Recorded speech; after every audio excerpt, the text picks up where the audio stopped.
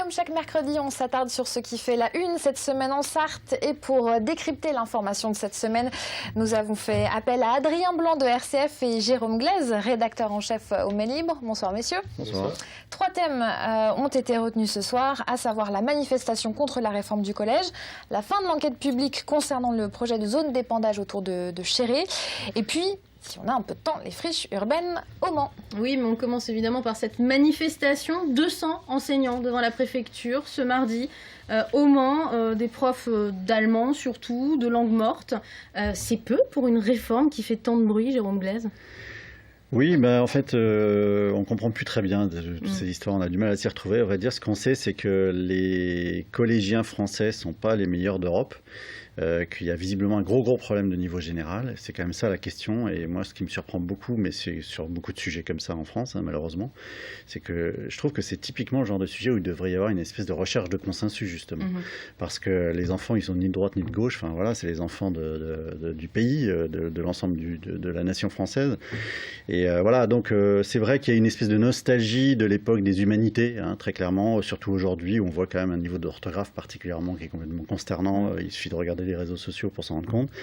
Voilà, donc on a envie qu'il y ait une espèce de culture générale, donc de socle comme ça, mais qui finalement... On veut que tout le monde ait son bac, finalement. Oui, alors il y a à la fois l'histoire du bac, il y a à la fois l'histoire du bac, et puis on aurait envie aussi que l'ensemble des Français, des élèves français, soient une culture générale digne de ce nom.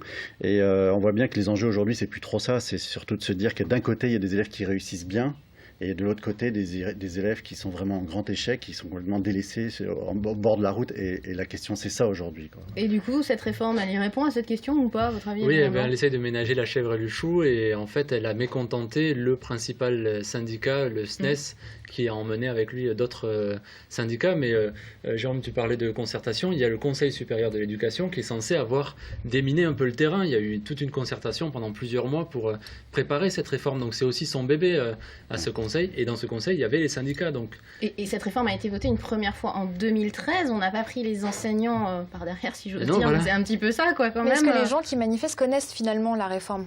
C'est compliqué parce que c'est toujours la même chose. On a des idées, mais après, comment ça va être appliqué? C'est la question qui était posée dans la manif. Tout le monde disait, mais comment ça va aborder, quoi. Plus que la réforme, Jérôme Glaise, est-ce que c'est pas un problème, encore une fois, de méthode de ce gouvernement qui ne dit pas les choses, qui ne nomme pas les choses et qui essaie de faire passer en force, peut-être? Je ne sais pas si c'est propre à ce gouvernement. De toute façon, les sujets d'éducation en France, c'est aussi très idéologique. Il y a aussi beaucoup de postures, il y a aussi beaucoup de non-dits, beaucoup de position, oui, effectivement idéologique. C'est un sujet très sensible. Donc trouver un consensus là-dessus, comme je disais tout à l'heure, ça paraît de toute façon très compliqué. Voilà, la méthode, je pense qu'aussi, le sentiment qui a été donné par cette histoire de Conseil supérieur des programmes, c'est le côté, on est un club, entre nous, on est spécialiste de la pédagogie, puis laissez-nous faire, on sait à votre place, et on va vous pondre un truc qui va être formidable, et surtout très en phase avec notre idéologie, justement. Voilà. Et c'est ça, je pense que ça alimente le malaise, c'est-à-dire qu'on se dit, mais c'est un sujet tellement sérieux, l'avenir de nos enfants, et en même temps on a l'impression que tout ça se passe dans une espèce de tambouille, avec aussi des enjeux syndicaux qui sont franchement pas là pour simplifier les choses. Voilà, ça mérite franchement mieux que ça, moi, c'est ça que je me dis. Adrien Blanc, vous qui rencontrez des enseignants très régulièrement, vous sentez leur malaise? Vous entendez ce malaise? Il y a toujours ce tiraillement, en fait, où les enseignants disent, mais on sait faire notre travail depuis le temps que on nous questionne sur l'éducation. Enfin, surtout à la manifestation, il y en avait beaucoup qui avaient peut-être 20 ans d'expérience, qui savent faire, et puis là on leur dit qu'en fait c'est le chef d'établissement qui va décider de 20% des horaires, et puis on leur explique que les programmes ont été décidés tout en amont et que tout va être bouleversé, alors qu'ils demandent de la liberté, et en même temps quand on en donne à l'établissement ça suffit pas parce qu'ils ont peur de ne pas avoir cette liberté au sein de l'établissement, quoi. Il y a un problème entre idéologie et concrétisation des choses, comme souvent. On passe au second sujet, à savoir la fin de l'enquête publique concernant le projet de zone d'épandage autour de Chéré, un projet qui est porté par l'usine de découpe de viande Socopa. Oui, c'est 14 communes quand même qui sont concernées, avec surtout ce point sensible, 1500 m² d'épandage de boue qui serait prévu, d'après ce projet, sur la commune de Cormes. Alors, c'est surtout la méthode, au départ, qui a inquiété les habitants, puisqu'il y a eu un manque de communication de la part de cette entreprise, Adrien Blanc, au départ, dès le départ. Oui, voilà, et puis alors surtout, on entend boue, c'est pas très joyeux.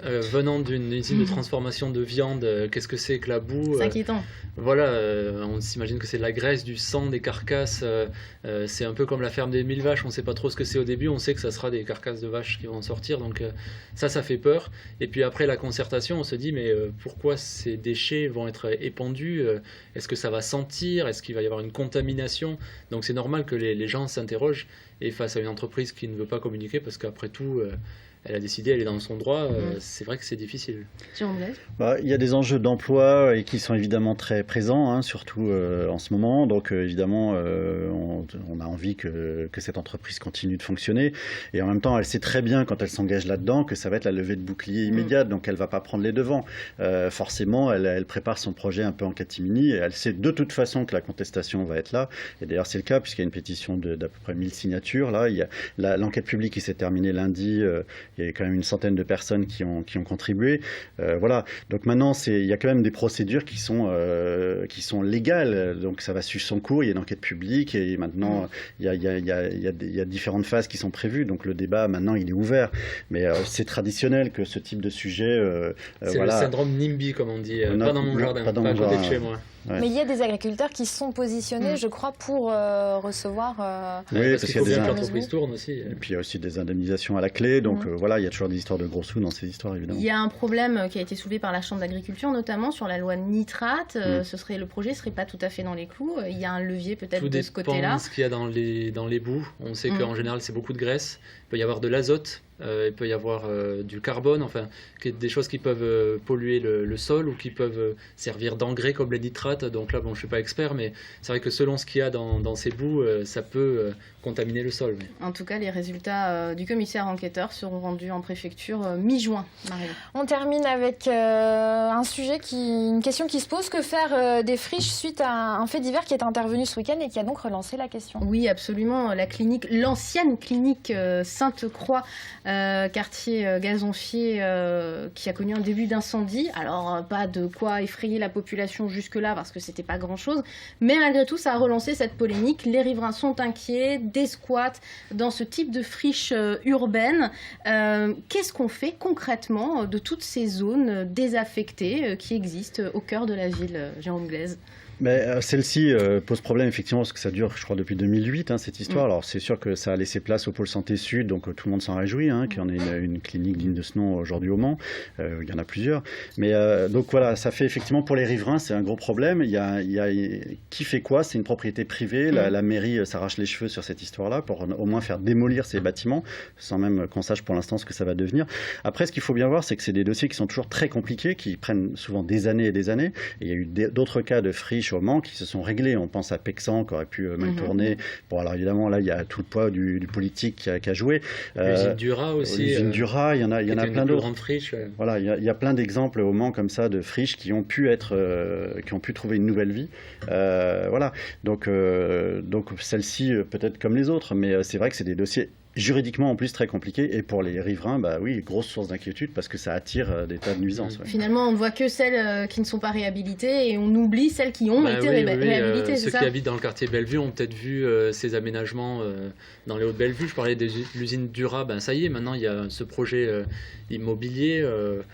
Il y en a plein d'autres. Il y a Rue Nationale, c'est 47 logements. Je crois que c'est cette semaine. L'ancienne prison. Bon, ça traîne un peu. C'est un peu l'arlésienne, l'ancienne prison, chapelle de la Visitation, qui va être réhabilitée, mais on en entend parler de ce projet depuis des années. Parce que c'est des projets importants avec des gros financements, et donc voilà, les investisseurs, ils y réfléchissent à deux fois. Il y a des tas d'autorisations à obtenir, il y a les bâtiments historiques. Enfin voilà, c'est des dossiers qui sont très compliqués. Très franchement, la prison aujourd'hui, on n'en est pas. Ça génère pas les mêmes nuisances que la clinique Sainte-Croix, ça c'est sûr, pour les riverains. Fin de ce débat. Merci à tous les trois.